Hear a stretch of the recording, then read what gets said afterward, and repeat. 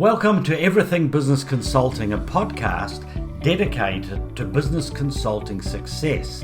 It's for those of you who are already a business consultant and want to improve your skills, are an accountant and want to offer consulting services to your clients, or you may be an ex-corporate who wants to get out of the rat race and become a self-employed business consultant.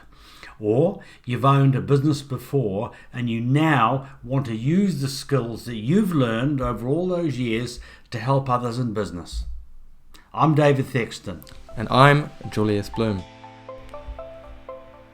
Everything Business Consulting is brought to you by ConsultX, a global business consulting community that gives you everything you require to take control of your lifestyle and income by becoming a successful business consultant. ConsultX guides you through the entire process of building and running your own consulting business with a complete online academy, a system to acquire clients, and a framework and software to provide them with real results, an international community of like-minded individuals, and a suite of resources and much more. To find out more about this opportunity, visit ConsultX.com. Today I'm interviewing Julius, the other half of ConsultX. He originally started out as a business consultant with ConsultX before he joined me on my mission to help business consultants around the world. Julius, are you all fired up and ready to go? David, I'm ready to explode. Okay, that's great. You've been involved in business consulting for some time now. What were you doing before you became a consultant? David, I'm going to start way back. I had quite an unconventional path, I think.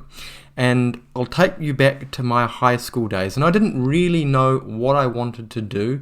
There were a few things that kind of tickled my fancy, so to speak.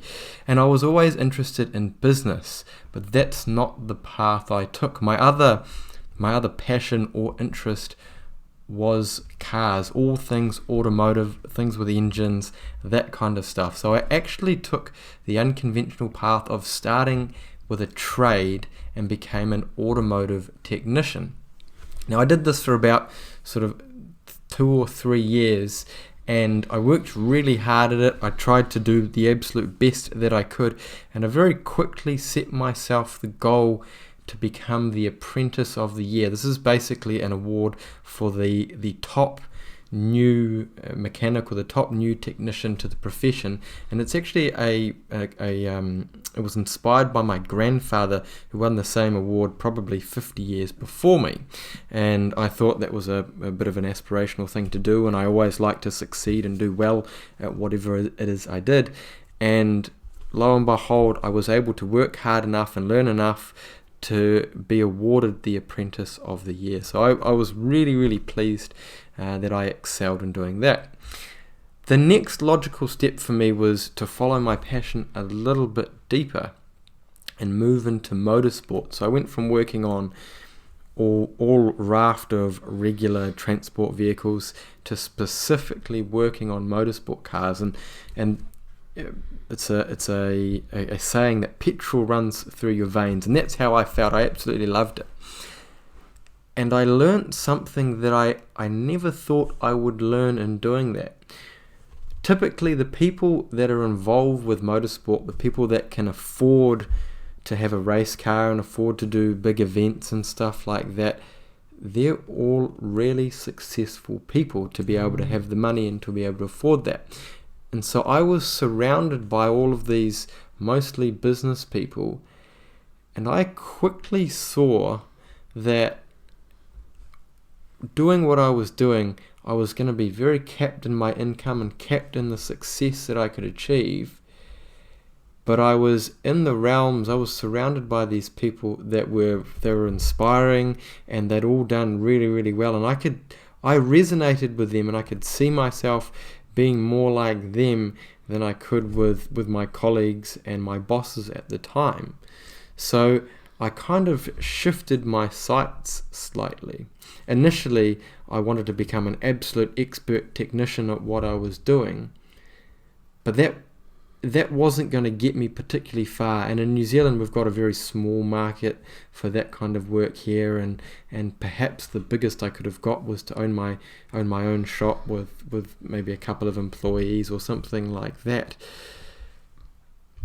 But I shifted. There was an epiphany moment where my perception kind of shifted, and I thought, well, I want to pursue business and management and that kind of stuff more so than being on the tools and being a technician. So that was kind of a turning point for me, and it started getting me thinking about consulting, or not consulting so much, but more about moving into management and running of businesses, which ultimately in the long term led to my business consulting career.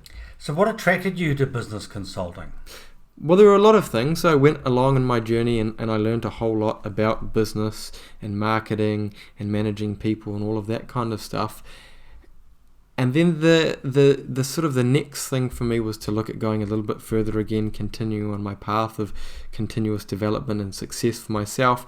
And I wanted to keep improving myself, keep that professional development running. And that was part of my inspiration to become a business consultant, because I knew I was only working in one business and I could only learn so much from that one industry and working in that one sort of sector and having everything looking the same every single day. So I knew that if I was working across a whole lot of different businesses, I was going to learn a whole lot more. And for me, that was really, really valuable from a professional development point of view. That was the first thing that attracted me to business consulting. The next thing is I absolutely love helping people. No matter what I've done in the past, people have kind of been a passion for me. I love talking to people and getting to know them and helping to solve their problems. So helping business owners, that particularly resonated with me. And from a completely selfish point of view, the flexibility in lifestyle was just super attractive. As you know, David, and some of our listeners will know because I've talked about it before, I'm an absolutely avid surfer. So I love to go surfing, and the surf is only good 1 or 2 days a week, and it doesn't care if it's the weekend or not. The surf is good on the day it's good, and I wanted the flexibility basically to be able to shut up shop and go and do what I want to do, and consulting very attractively gives you the ability to do that. And what's that called? Surf's Up. Surf's Up, that's the one, David. Surf's Up. Now, carrying on my completely selfish mindset here, I wanted to increase my income. You know, I was working for someone else before and my income was capped, but I know that with business consulting you can earn significantly more by leveraging your time and charging higher fees. So I want to succeed in helping people and my own professional development. Success for me is also earning a significant amount of money, so I can do, with all my extra time and flexibility, I can do the things and afford the things that I want to. And I did mention that I absolutely love cars and petrol runs through my veins, so I would really like the ability to afford a pretty flash car. So that's that definitely comes into play. And the final thing, David, is, as I mentioned, right from day dot when I was at high school, I've always had this inkling in the back of my head that business is really interesting and entrepreneurship and that kind of thing. So the idea of being able to build a business for myself was very, very attractive. And particularly attractive is the fact that if it's just you as a consultant, the risk and the baggage and having to organise a lease and a premises and hire staff, that kind of all disappears. So I could run my own business, be my own boss, but it didn't really have so much of the downside. Well, owning a business doesn't mean that you've got to have buildings and stock and inventory and factories and machines and staff and on and on and on. All you need, you've already got, like your car and computer and phone and things like that. And the only other thing you need is the 6 inches of real estate between your ears, which is a saying that I like, basically, because you've got the experience. What was your experience in the first 6 months? Well, David, it was pretty transformational. Like I told you, I really wanted to get into it first and foremost from my professional development point of view. And I just learnt so much. Like I went from having a particular mindset of being an employee and I was interested in business and I thought I had a small idea about how business worked. and as you know, I became a consultant with ConsultX and did the ConsultX training, and it just transformed my way of thinking and gave me a completely different perspective on how a business works, but also how I operate as an individual. So it really transformed me. I went from knowing very little about consulting specifically to having basically a full catalogue of 8 different full-time clients in a number of different industries, and I was working with them to deliver results. So I had to quickly put a few pieces of the puzzle together and learn some things. But you know, there's nothing like a little bit of pressure to get you going and to make things happen. So I followed the system that we've got in Consultex. It's a 13-week marathon program, and what I did at the end of each week was I had a diary, and I made a reflection in that diary. I wrote it down, and then I actually recorded a little video of it. So I have that that I can share with people in the network. And I use this to sort of keep myself accountable and make sure that I was on track. So within the 13-week marathon program, you've got to talk to a certain amount of people every week, and you've got to try and sign a particular number of clients, and basically have a whole lot of activity to make sure that you succeed. And this reflection every week basically just kept me accountable, and it gave me the ability to think if I was doing something right or if I was doing something wrong, and then I'd just correct my course as I went. How did you acquire clients in the beginning, and how do you get them now? Well, my first port of call was businesses and people that I already knew, things that interested me, that were already within my network because of previous roles, and people that I knew. So I actually ended up getting 3 clients really quickly within, I think, the first month or something, just by talking to people and calling on people that I already knew. Now, another thing that I did is I made a video, and I kind of launched myself by telling everyone that I knew on social media what I did. I just recorded a 3-minute long video and wrote a little bit of a synopsis saying, I've got a new career, I'm helping business owners, and I've made it a little bit entertaining. I had my cat in the video, and I was petting my cat, and it was fun. It was fun and a little bit professional because I was trying to show people what I could do, but also fun because these people were my friends and my family that I knew on a social level. And I sent this video out on Facebook, and I got a really, really good reception. Like, a lot of people shared it and they sent it to their friends, and they gave me some leads of people that they knew that might be interested. So that was something I did that I thought worked particularly well. Moving along, a couple of my other clients I got in the beginning came from my local business association. So I just Googled my local business association to find where they were. They were literally just down the road, and they were having a meeting.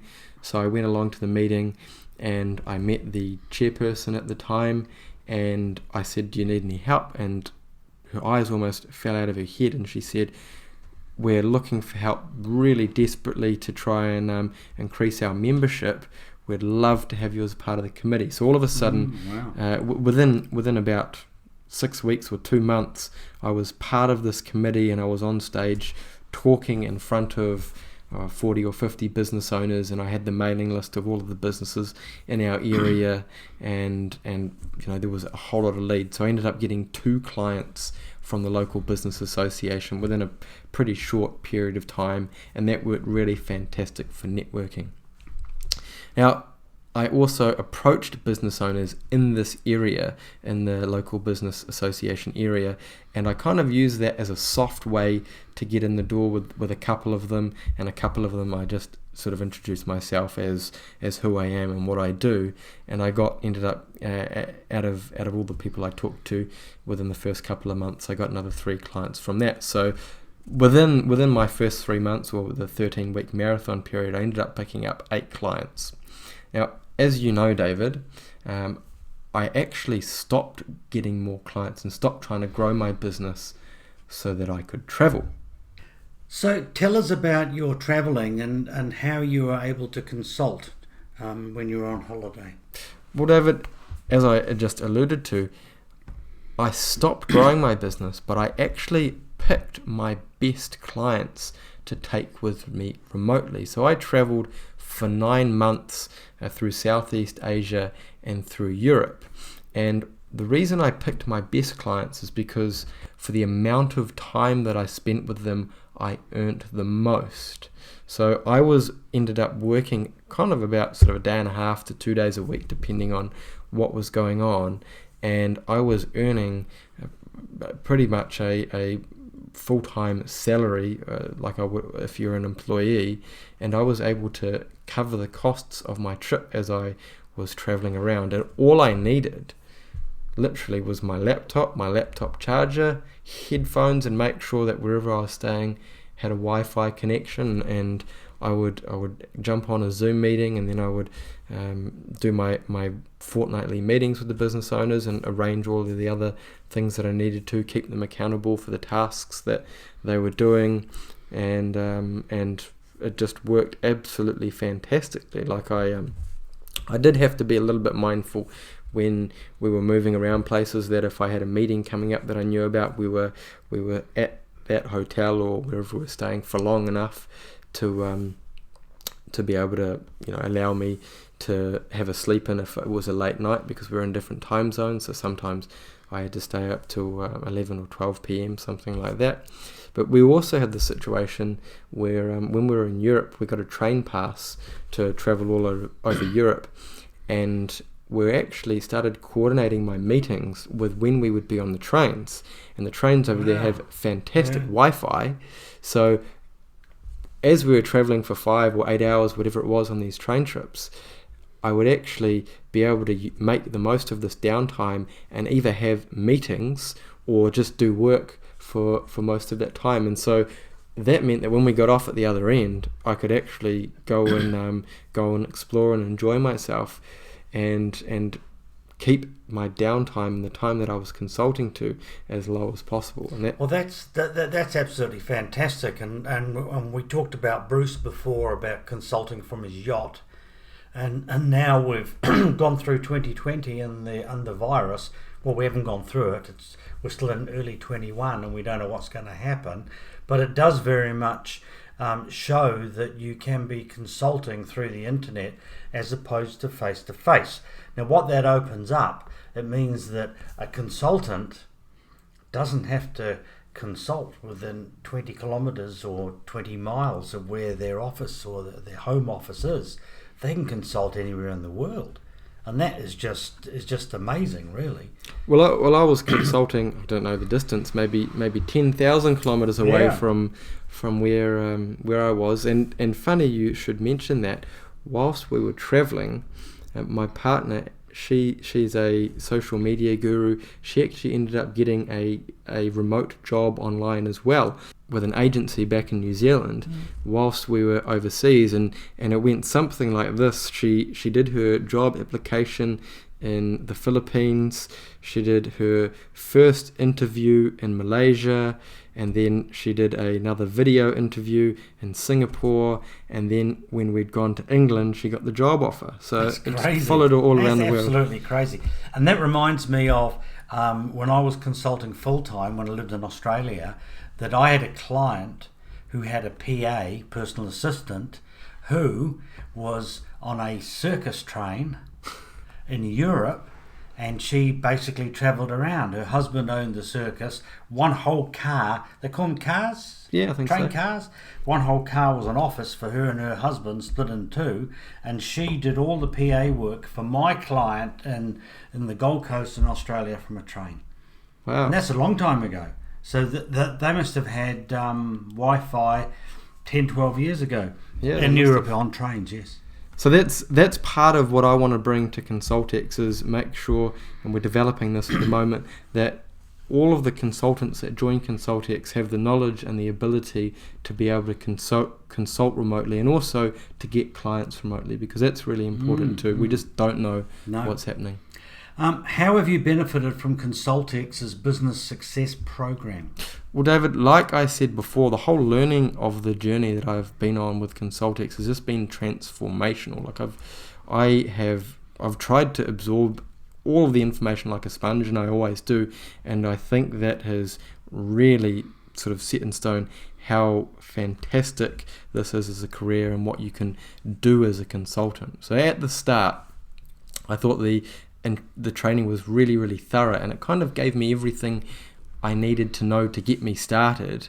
And then it's sort of a situation where you don't know what you don't know, and it's only in hindsight that I've been able to realize all of the things that I have actually learned. It's only after 1 year when I took a breath and started traveling that I go, wow, I've learned a whole lot about business, a whole lot about business consulting, and in hindsight, I don't think I would have been able to do it if it wasn't for ConsultX. How many clients do you have today, and what type of business are they in? Well, David, I've only kept one of my clients from when I initially started, and that's because I got rid of most of them for when I was traveling, and now I'm helping ConsultX head office. So I've retained that one client because it's something I'm very interested in. They're in the automotive industry, but it's also a client that's performing particularly well for me. Now, I will just give everyone a little bit of background that I started out with this client. They were a reasonably large client for me, where I was charging them $3,600 a month, $3,600, and my income from them is on a percentage basis above that. So over my 3 approximate years that I've been working with them, been able to get them to sort of grow by about 2.5 or 3 times. So my monthly income from them has gone from 3,600, and now it kind of sits somewhere between 8,000 and 9,500 every month. So that just goes to show if you've got the ability to help a business, and you've got a good contract in place with a percentage based deal like that, and that's what ConsultX teaches you, you can earn a heck of a lot. Like I do that, and I probably some months would spend as little as 12 hours with them, and other months it's a bit higher. I might spend as much as 20 or 24 or something like that, but on average probably about 15 hours a month, something like that. So what clients do I have? I've only got the one in an automotive related business, and my focus now really is to work with ConsultX and helping other consultants succeed. Well, it's just so important, Julius, because there are literally millions of businesses around the world that need help from our consultants.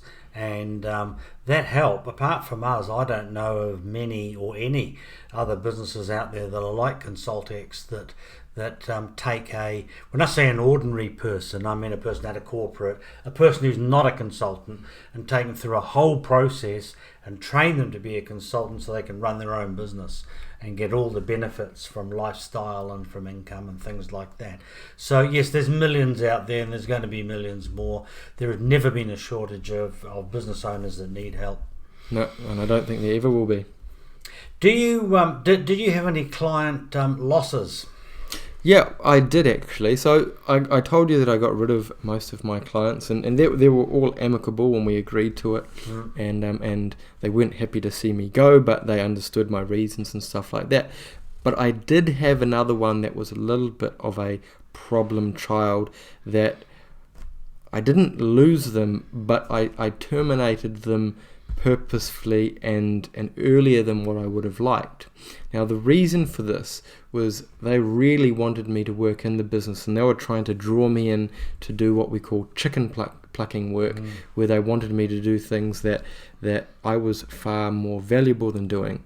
And the business owner basically didn't want to do a lot of the meaningful work themselves, and they either wanted me to do it or they wanted me to do other things. So it kind of just wasn't really working out. I did persevere a little bit and try and encourage him, and I actually got his father on board. His father owned half of the business, and he was kind of like a silent shareholder. He sort of gave him a little bit of guidance, but there was a little bit of conflict there as well. But ultimately, I made the decision that this gentleman that owns this business, he wasn't going to do what he needed to do to drive the business forward, and if anything, he was just going to drag me down by trying to get me to work in the business. So I made the decision that this isn't working out for me and I'm not going to carry on with this relationship. And he kind of understood. He did hold on to me, or try to hold on to me for as long as possible, and he kept trying to convince me to come back in, but it was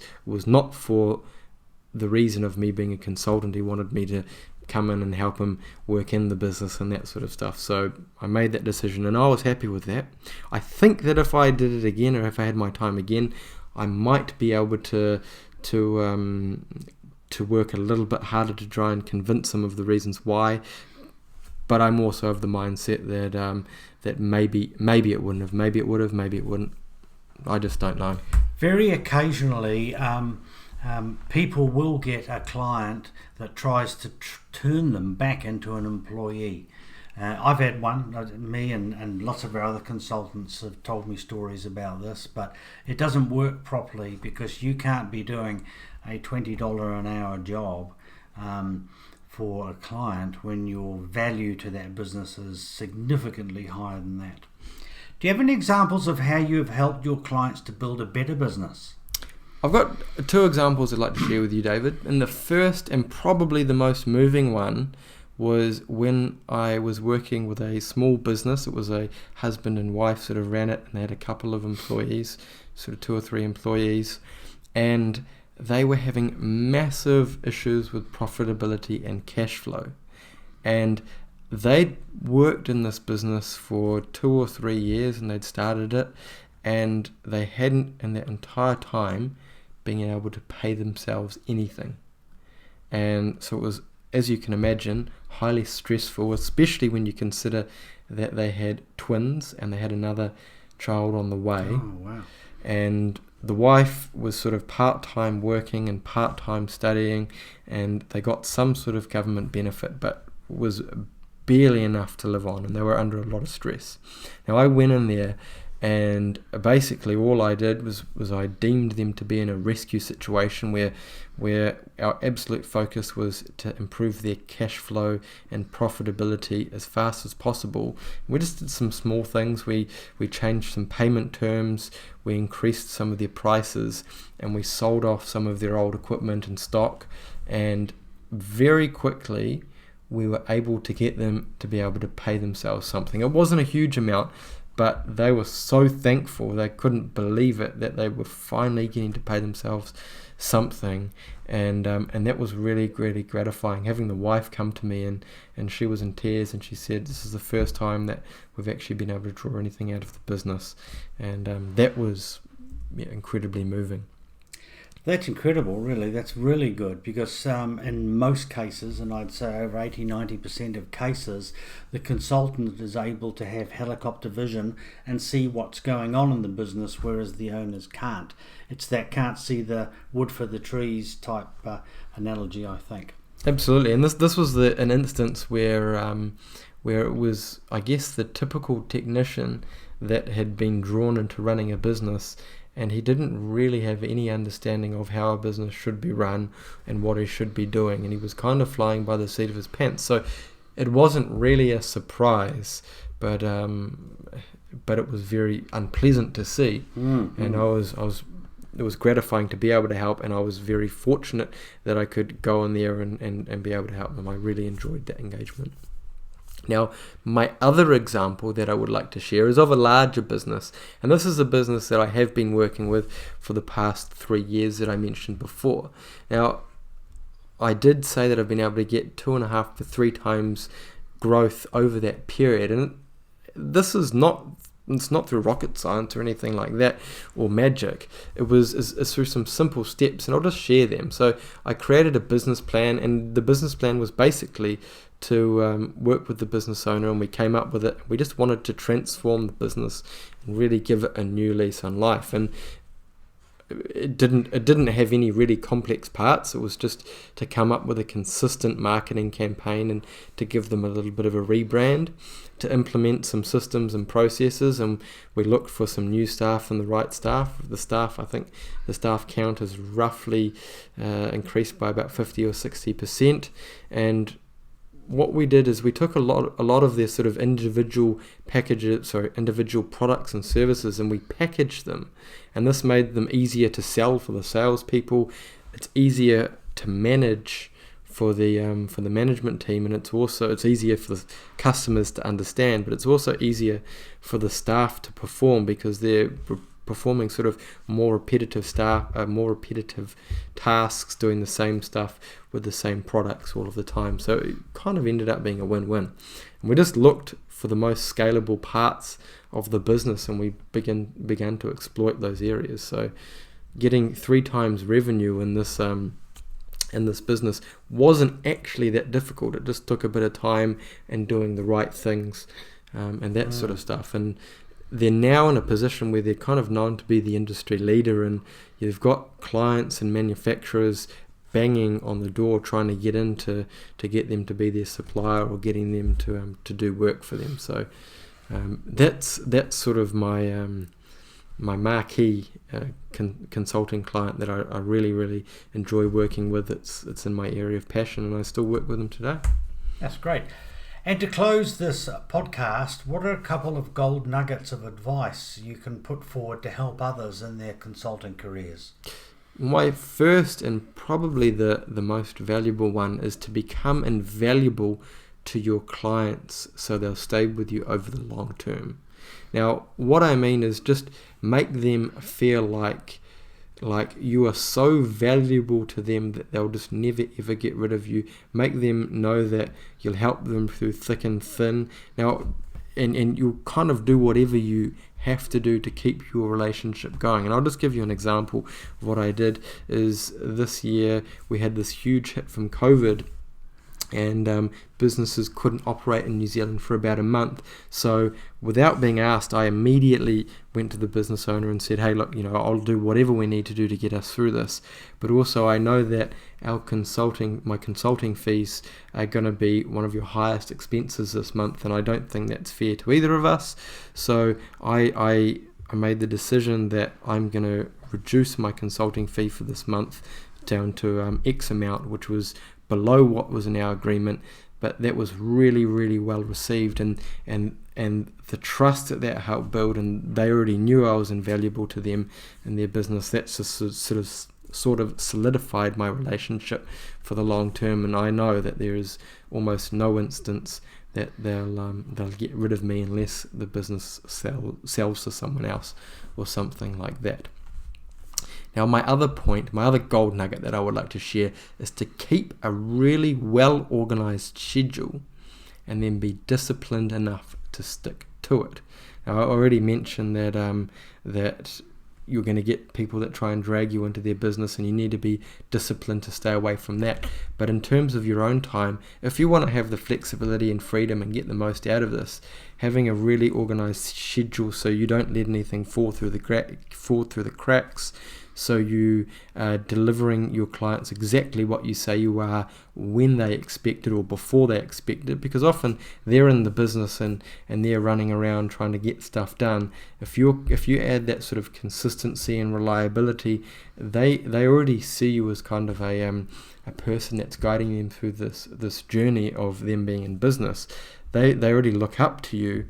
If you can show them how well organized someone can be, that's inspirational to them as well, and they admire you to be like that, and they admire the hard work that you put into it. So being organized allows you to do that, and it allows you to have that freedom, and then just keeping that discipline means you're going to get to have that time to yourself, whether it's going away and playing golf, or for me it's surfing. That's something very, very valuable. Well, Julius, thank you for that frank and very interesting interview. I'm sure our listeners will have gained a heck of a lot from it. Thank you, David, and I challenge anyone who has learned anything or who is interested about consulting to do something about it and make the most of 2021. We know that 2020 was a challenging year, and we don't know what's around the corner for 2021. But there is a huge opportunity out there for people to do something. So if you're interested and if you learned anything, I would love to hear from you, and I would love to see you become a member of ConsultX. That'd be great. Thanks, Julius. Thank you, David. Everything Business Consulting is brought to you by ConsultX, a global business consulting community that gives you everything you require to to take control of your lifestyle and income by becoming a successful business consultant. ConsultX guides you through the entire process of building and running your own consulting business with a complete online academy, a system to acquire clients, a framework and software to provide them with real results, an international community of like-minded individuals. Also, we have a suite of resources and much more. To find out more about this opportunity, visit ConsultX.com.